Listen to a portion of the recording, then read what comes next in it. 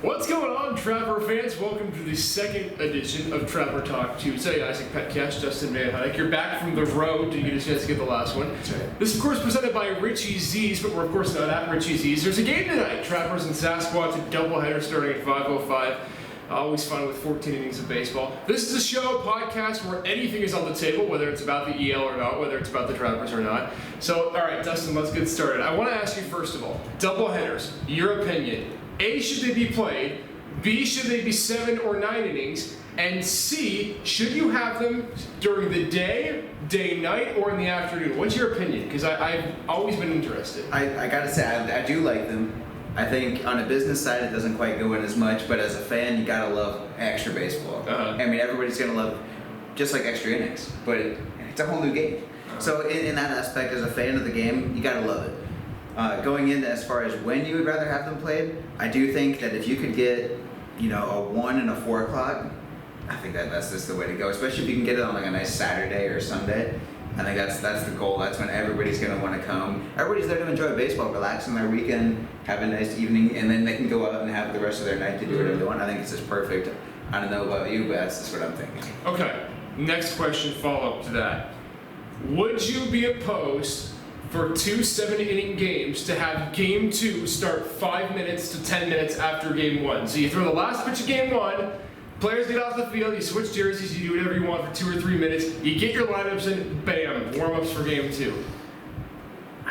That's actually a tough one, but I think it wouldn't work out too well all around as a matter of a player and as a matter of a fan, and even as a matter of just on the business side as well. I don't think there's too much that would go right. I think you're bringing a lot of risk into it because you're asking the starting pitcher to be ready just like that. You almost have to start to warm up at the end of the game, and who knows how close it is. Maybe you've already got 1 or 2 guys already warming up. So I think that's a little bit hard to risk there. And then also, who knows, if you go to extra innings, then he's already throwing forever. He's by that time he's throwing for a half hour. You're overly warmed up. Make it 3 innings into your game before you get your pitch count.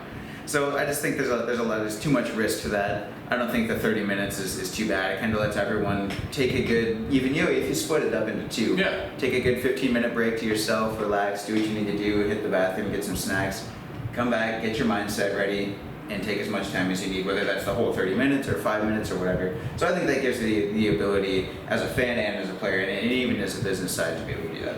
So let's take a gander at the Trappers week so far. They're playing Spearfish. They've already played them so far 4 times this season. Today, of course, being a doubleheader. So what about the Trappers have you liked so far in the early going? We're 11-16. We had a couple of rough games against Hastings over the weekend, a big 11-1 win. What have you liked specifically from the hitting standpoint of things? I mean, how do you think, what players, I guess, as I'm trying to ask, what players do you think have been up there? Because I think there have been a couple who have been really standout those games. Yeah, and I certainly think so as well. And there's 2 words that come to mind. It's entertainment and leadership.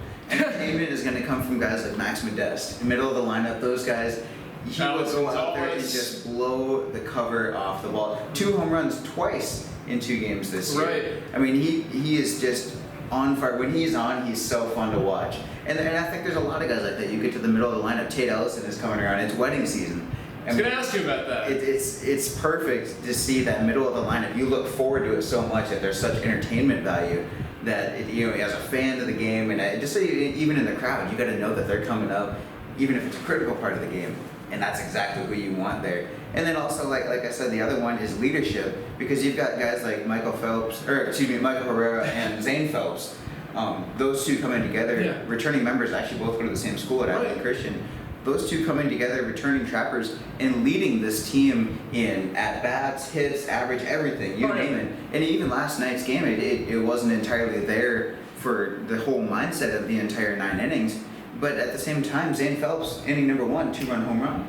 So, I think they're very timely, and I think that they really come through with the leadership on and off the field and provide a lot for these guys. I got to talk about that wedding instance. So in case you guys don't know the backstory for the Pure Travelers, Tate Ellison's back for his 2nd season. He's one of 10 returners.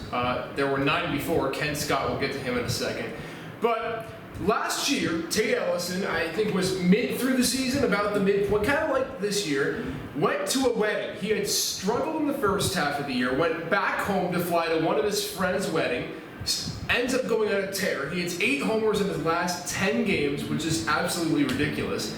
Then this year, he goes home again back to Lubbock a week and a half ago to his best friend's wedding. He gets back, hits 2 home runs in the first series he plays in. Probably going to get a chance to play tonight. I mean, so do you think what is it? Is it just the fact that he's back with family? Is it the fact that he's happy to be able to get a couple days? I mean, what the heck is it? Because it seems like this guy just needs to figure out some people every year that are getting married, whether they're friends, family, or not, and I don't care if he barges in, I don't care if it's like the movie Wedding Crashers. He just has to go and find out a way to get into that wedding, because it's obviously working for him. What's the story? No doubt about that. I mean, he came in last year hitting 108, just really struggled, didn't seem comfortable, had quite a bit of strikeouts, just really didn't look good at the plate at all, really. Right. And he'll be the first one to tell you that. But at the same time, just how happy he was. He came back, got his mind cleared, changed his walk-up song. I mean, it's a very mental game. Uh-huh. And you come through, change that, and he's ready to go.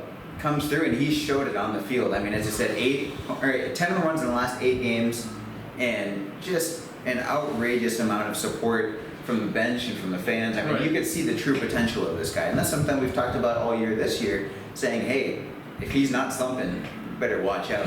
And it was pretty off and on, but that's why I talked about that on the broadcast too, I didn't really see much of a difference I did see a little bit of a difference between the slump last year and this year. Yeah, because it seems like his swings this year are kind of similar no matter what. Well, last year was very strikeout laced, as I said. It was very just not seeing the ball well. But this year, I mean, he was hitting the ball hard, but it was just right to the center fielder or right to the right fielder. And it just seemed like he was just a little bit off. And that's one thing he talked to us about is, I feel like it's there, but it's just not quite there where I need it to be.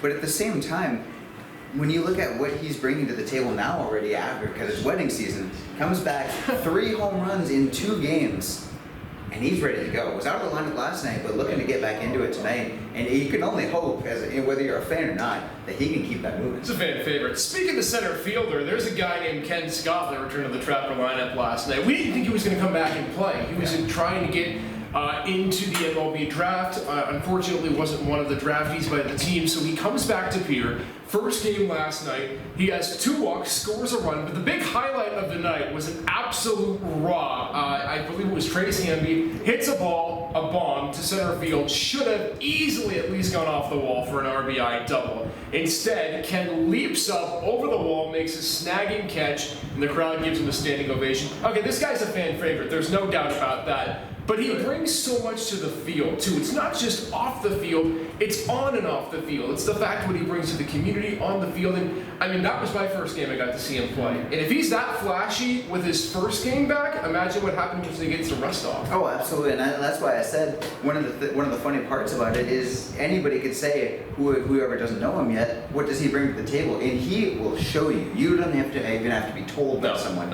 He will single-handedly show you himself. And he did that in his first game back yesterday. Made up for a miscue, just a small dropped ball out there. What a diving, jumping fence against the fence out of the center field, deepest part of the ballpark.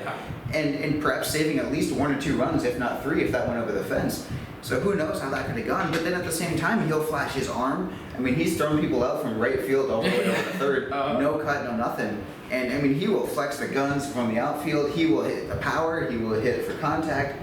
He can do it all, and like I said, the best part to say about him is that he will show you what he's worth. Remember, last week we were talking to Jake Witt and Tanner Neal. The second that they found out he was coming, they said he's going to be in the starting lineup on Monday night. They said debut that night when he gets here on Sunday. He had a pretty good debut as well. All right, so a couple more questions before we wrap up today's podcast. So, the Trappers last week played in Hastings. You were there for the Monday, Tuesday bout. Tuesday got rained out. We were there for the Friday, Saturday, Sunday contest. I want to ask you, which of the 2 names I'm going to have at the moment, which of the 2 things I'm going to name do you think is larger? The Grand Canyon or the outfield in Duncan Field? They're That's worth a look up, honestly. It is just so massive out there, and there's so much green. And that's the thing is that you could say, oh, well, they're playing the shift, but they're not. It's just that much green out there, that much ground they have to cover. And obviously as an outfielder, it's not the prime place to be playing because it's so big and you have to run so much, but at the same time it's a hitter's park when you're in the park. However, if you're trying to leave the park, you're not going to have a good time. I don't know if you remember the dimensions offhand, but it is a good 50 feet further than Hyde Stadium. Ready for this? 408 to dead center, 406 in left center field, 405 in right center field, 370 down left, and 364 in right. That's 10,000 square feet larger than Coors Field in Colorado, and they're home for the Rockies, which is an MLB team. So and we got a good 324 to our pool. Yeah, 324 to the Bulls and a whole 378 to right center field. 383 is the deepest part. Tough comparison. Yeah, seriously. And all right. That was one thing that stood out to me in that game as well was Max Modeste. 3 at-bats, 1 to dead center, 2 all the way to the wall in right field. Would have been gone nearly anywhere else. Had the height, had the length, had everything. But they were able to stand, not even on the warning track, and just stand and catch it like it was a routine out. And it just kind of blew my mind. That really put it into proportion. And while we were there on Friday, Saturday, and Sunday, 2 records were set. It was the first time in Duncan Field history anyone had ever hit a grand slam in a game. Grant Schmidt had one in the second inning. And Grant Schmidt also set another Duncan Field record. He was the first player in that Turf's history to hit 2 bombs in the same game. Remember, Duncan Field only averages 2 home runs being hit a year. We had 3 in game 1 of the doubleheader on Saturday. Yeah, all right. I believe he was just the 5th player to do that. And then in the same weekend, Tate Ellison became the 6th set as well. It's ridiculous. So now it's time for our favorite part of the segment. Dustin, you get to be introduced to this. Lock of the week, bold predictions. Last week, Jackson Bruce, the general manager, guest appearance on this show. He was 0 for 2. I was 1 for 2. So for the entire week, we got to give something that we think in the Expedition League, whether it's Trapper related or not, we think is a guarantee going to happen. And then we have a bold prediction, something that we think is going to be out there but could possibly happen. Right. Last week, I went with Source Valley having a losing record by the week's end, by the end of the week. They're 13-14. Props to me. My bold prediction was not even close. I said Badlands would be shut out at least twice last week. They didn't score any less than 5 runs in a game, so credit to the guys up there at Dickinson for proving me wrong. So let's start with Lock of the Week. Give me something around the league that you think is a guaranteed slam dunk. I think right now I'm going to go ahead, and I know there's going to be some people across the way not too happy with us right now, but I'm going to go with Badlands Big Sticks locking up that #1 spot for the first mid-season award. All right, so my Lock of the Week, and this is I've had to contemplate about this a little bit. My Lock of the Week, I said that last week Source Valley would end the week with a losing record. How about in the Clark Division, Casper is going to end the week with a winning record. They're 13-14. Remember last season, they ended the year with 18 wins. We're not even halfway through the season. They already have a baker's dozen of those. So they're on their way. They're playing some good baseball. They've got a rough schedule this week. They get West Nebraska for a couple of games on the road. But I think they have a chance to steal a couple, especially with the Pioneers looking to wrap up that playoff spot. If they do on Friday, they might have Saturday, Sunday to not really worry about over the weekend. Like Casper in that Clark Division, they're going to have to battle Spearfish or West Nebraska in the second half of that playoff spot. Going to be a tall order, but they're doing well down there in Wyoming. So I think they're going to have a decent week. Bold prediction time. Oh, I'm going to go, it's kind of a 2 for 1 there, but I'm going to go with 1 for the All-Star and 1 for the Home Run Derby. Okay. Michael Herrera, no doubt lock. But I'm going to go with Max Modeste as my Home Run Derby champion. Oh my goodness, wow. So that's going to be my first one, is my Max Modeste. Okay. You have a second one? I'll let you go first and I'll get to my next one. Okay. Actually, no, go ahead. I don't even know if I have one yet. Well, see, that's why I was trying to get some time to think. But, okay. But, I can't even go as bold as to say that Weed City's not going to finish last, because unfortunately I think they are. They don't have an opportunity. That's not necessarily a stab at them or anything, but just at the bottom of the scoreboard right now, I purely don't think they have a chance in this first half to make that comeback. And the same if you look at Fremont right now, just very hit and miss on the same side. All right, so this is going to anger a lot of people who are in this in-state rivalry with the Beef Cub between Pierre, Hub City, and Spearfish. Right now, at the moment, as of today, Spearfish with a win yesterday is a game and a half behind West Nebraska for that playoff spot. Remember, the 2 division winners at the end of the first half make it in, and then, of course, the next 2 highest records in the second half make it in. I'm going to go out on a limb. West Nebraska's got 7 home games this week. They've got Hastings coming in today, tomorrow, and Thursday. They theoretically, with how good they are at home, should be able to lock up the playoff spot. Spearfish is going to be the #1 seed in the playoffs for the Clark Division. They're going to end up making a run. They're going to come back. I don't think they're going to win this series against us. I think we'll tie it up, make it 2-2. but I think Spearfish will go home. And I think it's more not the fact that Spearfish goes undefeated this week, but that West Nebraska has a horrible week. This is only a game-and-a-half difference. The Pioneers get 7 games at home. It's lined up all perfectly for them to ride off into the sunset. I think they're going to fall. That's my personal opinion. Well, I'm gonna go so bold here as to just oppose you. A little bit more long term, I don't think in that stance, but I'm gonna go ahead and say that the league leader right now in the Beef Cup standings, Spearfish Sasquatch, is gonna drop in that one. I don't disagree with you. I don't disagree with you. I think Pierre has a very good opportunity. Remember, we're going to have City for 2 games on July 1st and 2nd. 2 more Beef Cup games. We're 2-5 right now, but we're going to make a run at it. That's right. All right, that's going to do it for Trapper Talk Tuesdays. Dustin, thanks for joining me. It's a little cold in here, but it's really warm outside.